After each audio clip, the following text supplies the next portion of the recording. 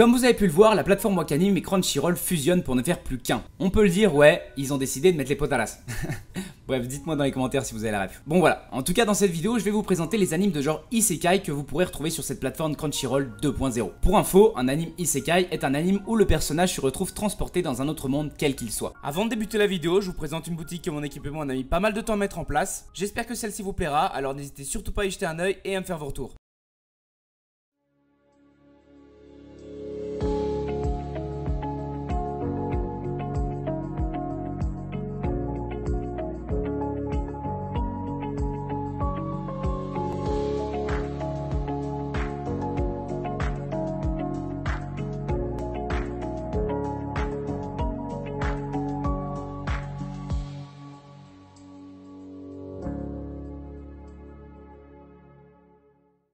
Et voilà, allez, en tout cas sans plus attendre, on commence avec Watashi no Ryoku wa Ekinshi de...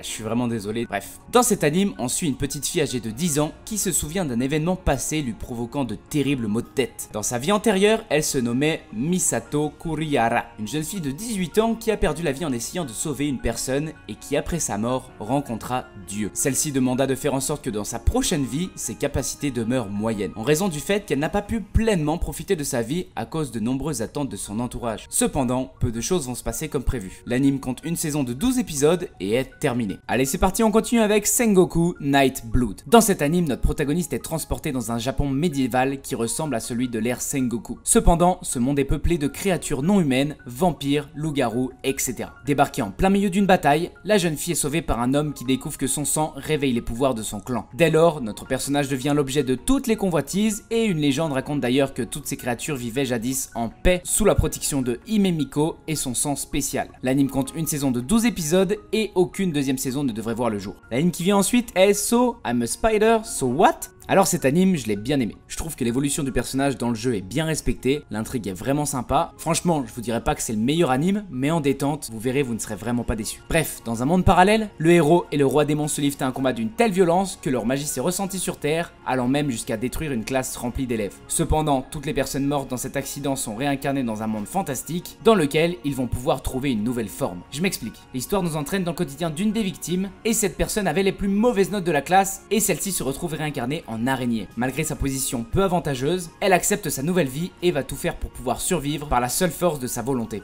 L'anime compte une saison de 24 épisodes et une seconde saison sortira courant 2023. On continue avec l'anime Re:Zero Starting Life in Another World. Franchement les gars, j'ai adoré cet anime, vous allez vous régaler, il est vraiment génial. Je vous explique le synopsis. Un jour, un jeune homme nommé Natsuki Subaru, à la sortie d'une supérette, est transporté dans un monde parallèle sans aucune explication. En essayant de comprendre pourquoi il se retrouve ici, Subaru est attaqué par une bande de brigands, mais est sauvé par une jeune fille, Emilia. Pour la remercier de l'aide qu'elle lui a fournie, il décide à son tour de l'aider à retrouver une voleuse qui lui a dérobé quelque chose. Un beau jour, Emilia et Subaru sont attaqués et tués par une mystérieuse personne. Cependant, Subaru se réveille au lieu et au jour où il est arrivé dans ce monde. C'est à ce moment-là qu'il se rend compte qu'il peut retourner dans le passé après être mort. Bien entendu les gars, pour échapper à son funeste destin, Subaru décide d'utiliser son pouvoir pour sauver Emilia et pour se sauver lui-même. L'anime compte pour le moment 2 saisons avec un total de 50 épisodes et même si la 3e saison risque de mettre du temps à sortir, je vous garantis qu'une saison 3 verra le jour sur nos écrans. Allez, on suit avec l'anime In Another World with My Smartphone. Dans cet anime, notre protagoniste est accidentellement tué. Pour s'excuser, Dieu l'autorise à revivre dans un monde fantastique en exaucant l'un de ses vœux. Celui-ci décide étrangement de garder son téléphone dans ce nouveau monde. Dans cette deuxième vie, il va venir en aide à beaucoup de personnes importantes et découvrir par hasard le secret de ce monde. Il hérite ainsi de la puissance d'une civilisation antique en possédant des pouvoirs rivalisant avec les plus grands souverains de cet univers parallèle. L'anime compte une saison de 12 épisodes et je n'ai pas d'infos quant à une future saison 2 puisqu'aucune annonce officielle n'a été publiée. On continue avec l'anime The Saint Magic Powers is Omnipotent. Dans cet anime, notre personnage est une employée de bureau âgée de 20 ans qui se retrouve invoquée dans un autre monde via la cérémonie d'invocation de la sainte. Ce rituel a pour but d'invoquer une seule sainte qui pourra éradiquer tous les démons. Malheureusement pour elle, le prince de ce royaume rentre dans la pièce et désigne l'autre femme qui avait été invoquée comme étant la sainte. Énervée par la situation, notre protagoniste quitte le palais royal à la recherche d'une occupation. C'est ainsi qu'elle commence à travailler dans un laboratoire où elle fabrique des potions et des cosmétiques. Elle utilise la magie pour répondre aux demandes et des personnes commencent à se demander si elle serait pas la vraie sainte. Notre personnage pourra-t-elle profiter de sa vie et de ce nouveau monde sans que son titre de sainte ne soit découvert? L'anime compte une saison de 12 épisodes et une annonce a été faite quant à la sortie d'une future deuxième saison. L'anime qui vient ensuite est Tsukimichi Moonlight Fantasy. Dans cet anime, un banal lycéen se retrouve transporté dans un autre monde après avoir été invoqué par un dieu dans le but de devenir un héros. Cependant, une certaine déesse ne semble pas vouloir de notre personnage comme héros dans son monde et décide de le propulser aux confins de celui-ci avec seulement la capacité de comprendre les langues des êtres non humains. Ce fameux dieu va donc intervenir et lui donner une partie de ses pouvoirs. Avant de disparaître, le dieu déclare que notre protagoniste est à présent libre de trouver son propre chemin. Désormais libéré de toute contrainte, il va devoir se faire une place dans ce monde totalement inconnu. L'anime compte une saison de 12 épisodes et une annonce a été faite quant à la sortie d'une future deuxième saison. Allez, l'anime qui suit s'appelle Isekai Izakaya Japanese Food from Another World. L'histoire se déroule dans un bar se nommant Nobu, se situant dans la vieille ville d'Eiteria, où les visiteurs viennent s'y délecter des bières et des plats insolites. Notre protagoniste, connecté à notre monde par le biais d'une porte se trouvant à Kyoto, fait découvrir de nouvelles saveurs aux habitants de ce nouveau monde. Nous suivons donc le quotidien de l'équipe travaillant dans ce bar-restaurant. L'anime compte une saison de 24 épisodes et un film basé sur cet anime est sorti en 2022. Allez, on continue avec l'anime Conception. Dans cet anime, notre protagoniste et sa cousine se voient transportés dans le monde fantastique de Granvania. Arrivé dans ce monde, sa cousine est élue comme l'une des 12 prêtresses du Zodiaque, et lui est chargé de sauver ce monde des impuretés. Pour sauver Granvania, notre protagoniste devra accomplir le rituel sacré de l'amour avec chaque prêtresse pour utiliser leur pouvoir, et ce n'est qu'une fois la tâche accomplie que ces deux-là pourront rentrer chez eux. L'anime compte une saison de 12 épisodes et est terminé. On continue avec l'anime Cersei Gensuki Spirit Chronicle. Après avoir perdu sa mère lorsqu'il n'était qu'un enfant, Ryo s'est battu de toutes ses forces pour survivre dans les bidonvilles. Un jour, il se réveille avec les souvenirs d'une autre personne, morte dans un accident alors qu'il rêvait de retrouver son ami d'enfance. Ryo comprend qu'il s'est réincarné dans un monde d'épée et de sorcellerie, et un jour, parce qu'il va au secours d'une princesse victime d'un enlèvement, l'orphelin se retrouve tout à coup propulsé dans le haut de la société. Il intègre alors une célèbre école où étudie tous les enfants de la noblesse. L'anime compte pour le moment une saison de 12 épisodes et une deuxième saison sortira avant la fin de l'année 2022. Allez, on retrouve un anime très connu, c'est Digimon Adventure. Et pour le coup, je vous avoue qu'en créant la vidéo, j'ai été plutôt surpris, l'histoire est juste incroyable je trouve. Bref, dans cet anime, alors qu'ils devaient passer l'été dans un camp de vacances, 7 enfants sont transportés dans un monde virtuel, le Digital World.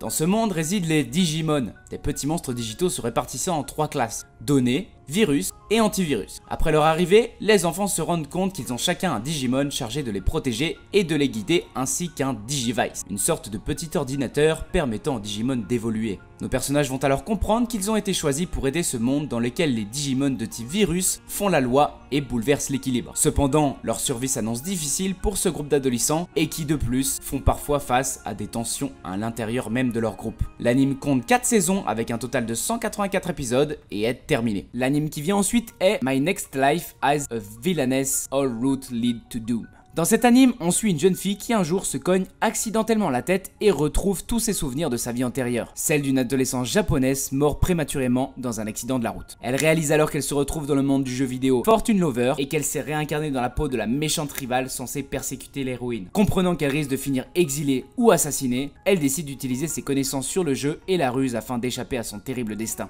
L'anime compte 2 saisons avec un total de 24 épisodes et je n'ai pas d'infos quant à une future 3ème saison. Death March Kara Hajimeru Isekai Kyochukokyu. Bref, dans cet anime, notre personnage est un programmeur âgé de 29 ans qui se retrouve transporté dans le jeu qu'il était en train de créer. Dans le jeu, ce dernier se nomme Satu et est âgé de 15 ans. Bien qu'au départ, il pensait être en train de rêver, il se rend compte que son jeu est un peu trop réel et la puissance qui est attribuée est totalement démesurée. Notre protagoniste prend donc la décision de cacher son pouvoir pour vivre en paix avec les différents habitants de ce monde. Cependant, des événements prévus à l'avance dans son jeu, comme le retour du roi démon, vont se mettre au travers de sa route. L'anime compte une saison de 12 épisodes et malgré que les fans sont très impatients d'une seconde saison, celle-ci n'a pas encore été annoncée. Bon bah voilà, j'en ai fini pour la présentation des animes jeux vidéo, monde virtuel et dans le global ça donne Isekai. Vous les retrouverez tous sur la plateforme Crunchyroll. Mais avant de partir, après avoir vu tout ça, dites-moi dans les commentaires quel est l'anime de genre Isekai que vous avez le plus aimé. Et puis voilà, en tout cas j'espère que vous avez trouvé un anime qui vous plaira. Allez, pour moi c'est la fin de cette vidéo, ciao à tous, bis.